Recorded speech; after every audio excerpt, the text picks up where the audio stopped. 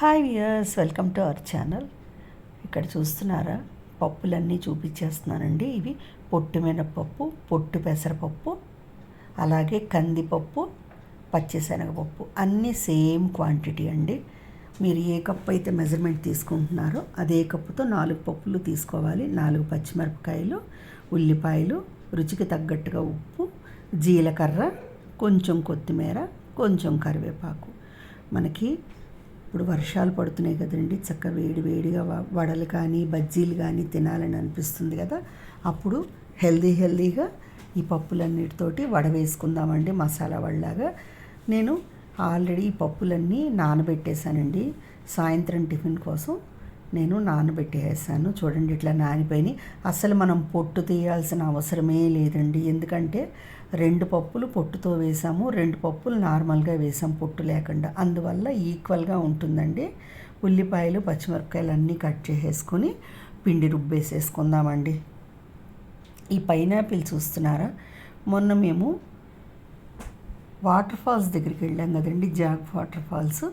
అక్కడ అతను ఆటోలో పెట్టుకుని అమ్ముతున్నాడండి. పండు చాలా తీపిగా ఉందండి. ఒక్కొక్క కాయ 50 రూపాయలకి ఇచ్చాడు. విత్తనం బాగుందని చెప్పి నేను చక్కగా ఇది తెచ్చుకున్నానండి. తెచ్చుకొని పైనాపిల్ తినేసి మొక్కను మాత్రం పాతి పెడదామని నీళ్ళల్లో ఉంచానండి, రూట్స్ వస్తాయని.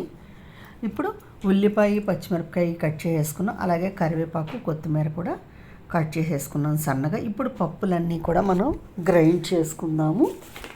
చక్కగా ఇట్లా కొద్దిగా మనం తీసుకుంటూ కొంచెం నీళ్ళండి, ఒక 2 చెంచాల నీళ్ళు వరకు చాలు. అంటే మిక్సీ జార్లో తిరగటానికి వీలుగా ఒక 2 చెంచాల నీళ్ళ వరకు మనం పోసుకోవాలి. చూస్తున్నారా, కొద్దిగా నీళ్లు పోసేసి కచ్చాపచ్చగా గ్రైండ్ చేసుకోవాలండి. మెత్తగా గ్రైండ్ చేయొద్దు. ఎందువల్ల అంటే ఈ వడ తినేటప్పుడు చక్కగా పైన క్రిస్పీగా, లోపల మెత్తగా ఉంటుంది. చాలా బాగుంటుందండి. పొట్టు అసలు తీయలేదండి నేను ఎక్కడా కూడా. మినపప్పుకి పెసరపప్పుకి పొట్టు తీయలేదు.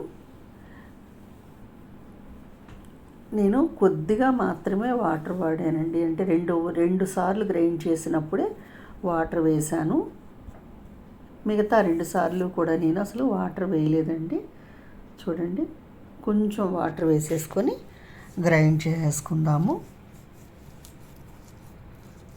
ఇలా మొత్తం పప్పు అంతా రుబ్బేసేసుకొని మనం గారెలు వేసేసుకుందామండి, మసాలా వడలు.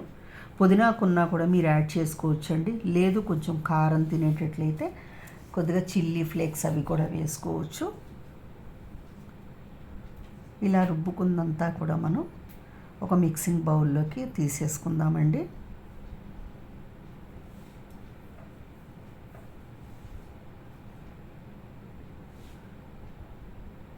చూసారా, మొత్తం కూడా ఇట్లా మిక్సింగ్ బౌల్లోకి తీసేసుకుందాము.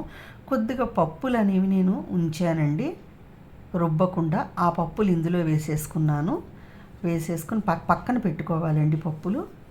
ఇప్పుడు ఇందులో ఉల్లిపాయలు, పచ్చిమిరపకాయలు, అలాగే కరివేపాకు, కొత్తిమీర, జీలకర్ర, రుచికి తగ్గట్టుగా ఉప్పు అన్నీ కూడా వేసేసుకుని మనం గారెల పిండి కలుపుకున్నట్టుగా కలిపేసుకోవటమేనండి.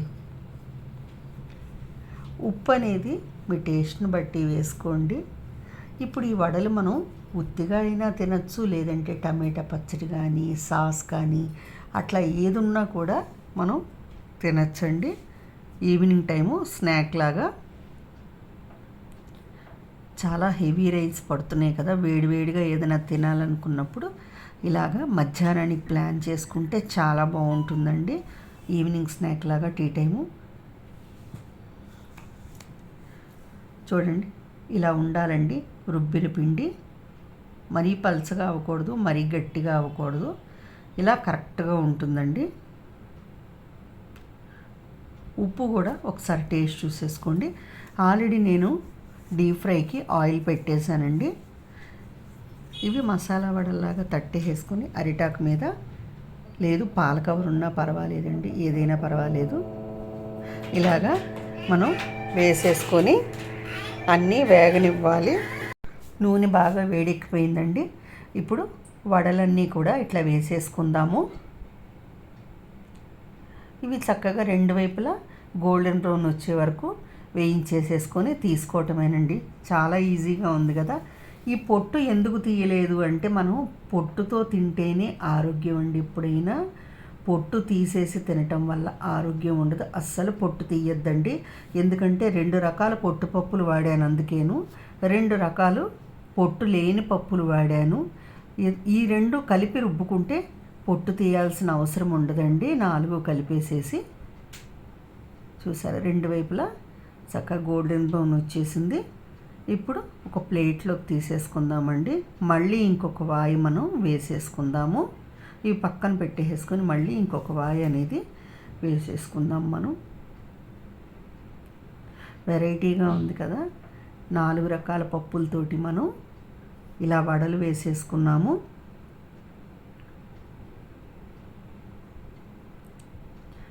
వేగిపోయినాయండి అన్నీ కూడా. ప్లేట్లోకి తీసేసుకుందాము. కలర్ అనేది కొంచెం మనం మన ఇష్టాన్ని బట్టి తీసుకోవచ్చండి. బాగా నల్లగా అంటే ఎర్రగా కావాలనుకున్న వాళ్ళు ఎర్రగా వేయించుకోవచ్చండి. లేదు లైట్గా కావాలనుకున్న వాళ్ళు లైట్గా. చూడండి 2 కలర్స్ వేసాను నేను, చూపిస్తున్నాను చూడండి. ఇట్లా లైట్గాను, లేదు బాగా కొంచెం ఎర్రగా కావాలి అనుకున్న వాళ్ళు ఎర్రగా తీసుకోవచ్చు. ఇవి బయటికి క్రిస్పీగా ఉంటాయండి, లోపల మెత్తగా ఉంటాయి, చాలా రుచిగా ఉంటాయి. నా దగ్గర పుదీనాకు లేదండి, లేదు అంటే పుదీనాకు కూడా వేసుకుంటే చాలా బాగుంటుంది. అన్నీ కూడా ఇట్లా వేయించేసుకోవటమేనండి.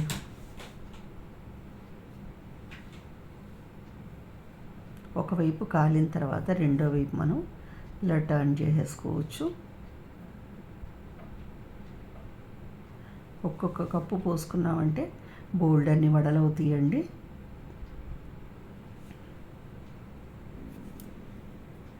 అన్నీ వేయించేసి మనం చట్నీతో కానీ సాస్తో కానీ సర్వ్ చేసుకోవచ్చు.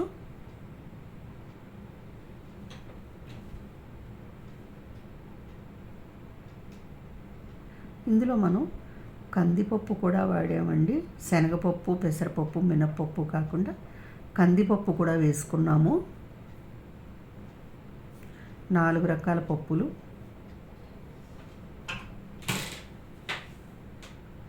బాగుంది కదా ఈవినింగ్ స్నాక్. మీరు కూడా తప్పకుండా ట్రై చేయండి. ఇట్లాగన్నీ కూడా వేయించేసేసుకొని సర్వింగ్ ప్లేట్లో పెట్టేసుకుందామండి. చూస్తున్నారా, రెడీ అయిపోయినాయండి వడలు. చక్కగా ఇట్లాగన్నీ కూడా ప్లేట్లో పెట్టేసుకొని మనం సర్వ్ చేసుకోవచ్చు. నేను వేరుశనగ పప్పుల చట్నీ చేశానండి. టమాటా సాస్ వేరుశనగ పప్పుల చట్నీతోటి సర్వ్ చేసుకున్నాను.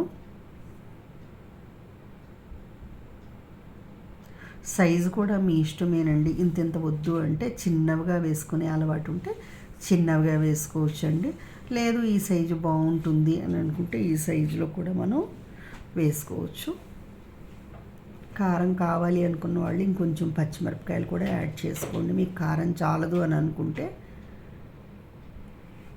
అన్నీ కూడా సర్వింగ్ ప్లేట్లోకి పెట్టేసుకున్నాము. ఇప్పుడు నేను వేరుశనగ పప్పుల చట్నీ టమాటా సాస్ తోటి సర్వ్ చేసుకుంటున్నానండి.